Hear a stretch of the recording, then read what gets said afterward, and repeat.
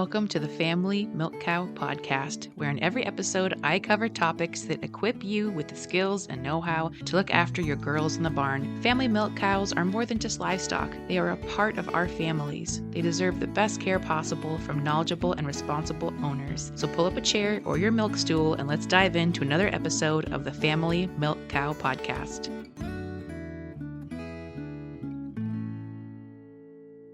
Hey friends, welcome back to another episode of the Family Milk Cow podcast. I'm your host, as always, Kelsey Wolf. You can also find me on the blog and YouTube channel, Rough and Tumble Farmhouse. In today's episode, we are talking about the cost of a cow, the cost of getting one, and the cost of keeping one. Now, this is a topic that is definitely going to vary depending on about 5,000 different variables as to how much it's going to cost you to get and maintain a cow.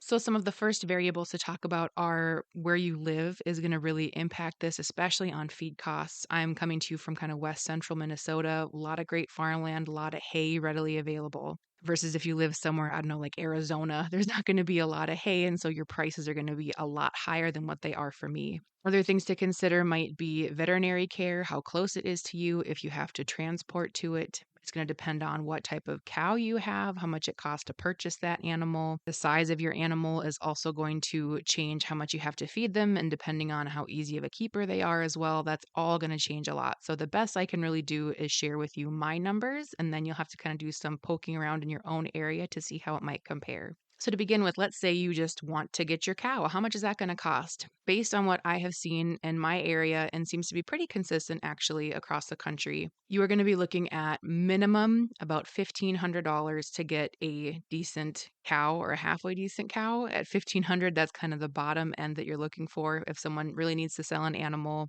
or maybe they have one bum teat or something like that, then that's certainly a really reasonable price to expect. Or if it's maybe an older cow, those are all things that are going to come into play in terms of how much it costs to purchase the animal. More likely, I would say you're looking at spending at least $2,000 on a decent cow. And again, it is going to depend too if she is currently bred, if she is currently lactating, health history, is she registered, is she A2A2? Those are all going to depend. In my area, you can get, I have seen pretty decent A2A2 registered jerseys for around $2,500. But on the flip side, let's say you want something really specialty. Let's say you want a mini jersey that's A2A2, then you're probably looking at more around $5,000 to get started. Okay, so that covers how much it's going to cost you just to get the cow to begin with. I'm not in this episode going to dive into the costs of setting up infrastructure for your animals because that's going to depend so much again on where you live, what sort of setup you already have, what kind of fencing you already have, what kind of fencing you might be wanting to use. That's all going to change a lot depending on your situation. So we're not going to dive into the infrastructure side of things, but we are going to talk about just the bare numbers of what it takes to maintain a cow. The first thing we're going to cover is hay. And so, just for argument's sake, even though we do have pasture and we manage to graze a good chunk of the summer here, I'm just going to assume for just, so we're going on the higher end of the ballpark that you're having to feed hay every day. Now, for us, we have a really great hay guy. A good hay guy is worth their weight in gold. If you have one, treat them well, be a great customer so you don't lose them. And if you're looking into getting a cow, start trying to find your hay person now. Our hay guy in the last, we've been at our homestead 7 years, and I have seen prices we get small squares because we don't have a big tractor, anything to move rounds. I have seen it go from $5 all the way up to $8 when we had a really bad drought year. We will do a whole episode on hay, but just really quick, hay is also something that the earlier you buy it, the cheaper it's going to be. If you're trying to buy hay in the middle of winter, you're going to pay a lot more than if how we do it. We buy all of our hay in the summer. We're lucky we have a big pole shed that we can store it all in. So it's all one big purchase and it's done. Our hay price for a square bale, they're really hefty, nice, good, kind of diverse grass mixes. They weigh about 60 pounds. And so I'm going to go with sort of the more average price we see for bales is $6 a bale. A Jersey is going to eat around 30 to 40 pounds, so roughly a half a bale per day per cow. So that puts us for our hay price then for a year at $1,095. Another thing we need is straw for bedding, especially in the winter. We get our straw from the same guy. Straw, it used to be $3 a bale, now it's up to $5 a bale. And we go through just about 30 bales. We mostly use it in the winter. In the summer, they're out sleeping in the pasture and stuff and not making a big mess. So we go through $150 worth of straw. The next thing to consider is AI. If you're keeping a bull, this price would be different because you have to figure in the maintenance of a bull. But we have an AI guy come out, and I'm right now using sexed semen, and I'm trying to be kind of choosy about which semen that we're using for genetics and things.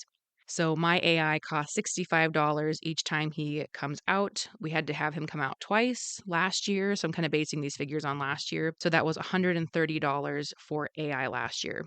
I also, with our animals, we do remove horns, and it's not something I like to do. There's certain things where it's just worth it to me to pay for the vet to come. It's great. He's also able to put in some, painkillers and gives them, I can't remember what it's called, this stuff that helps calm them down. And so for me, it's worth just kind of paying for someone else to do that job just for the animal's comfort and for my own comfort, to be honest. So to get horns removed, to have our vet come out, it's $59 just for him to come out. And to do the disc budding, it was $30. So we had $89 in vet fees. This is something, of course, that could be a lot higher depending on what sort of situations your animals get themselves into. So that's something that you need to figure, maybe a higher vet budget.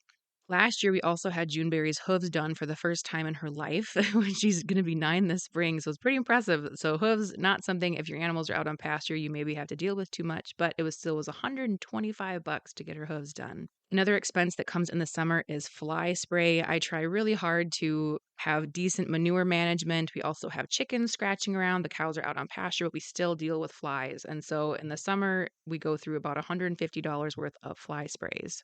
Looping back around to feed costs, we spend not too much on minerals. We do some licks, we do some loose, so we spend about $60 on minerals every year.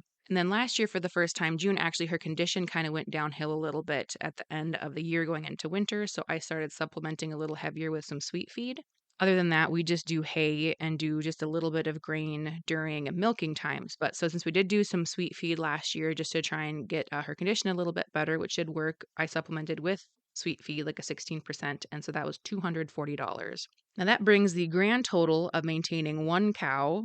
And those are all pretty ideal conditions. We didn't have extra vet costs. Hay prices were pretty decent. There wasn't anything too crazy last year. So that brings just kind of a standard cow year with nothing crazy to $2,279. Real quick, I also then just kind of figured out at our local store if we wanted to buy whole grass-fed milk from even Walmart, it's $5 for a half gallon. So if I were to buy, let's say, so per gallon, that's $10 per gallon of kind of the quality milk that I would prefer to have. So that would break down to needing to break even just on milk, 227 gallons of milk. And then I also figured about how long it takes me to get that. So just on milk, not figuring value adding anything, which we make a ton of yogurt with our milk. And so that definitely increases the value of what we're getting from the milk because we're value adding it ourselves. If we're just figuring in the milk, it would take 75 days worth of milk to offset the cost of buying that milk at the grocery store.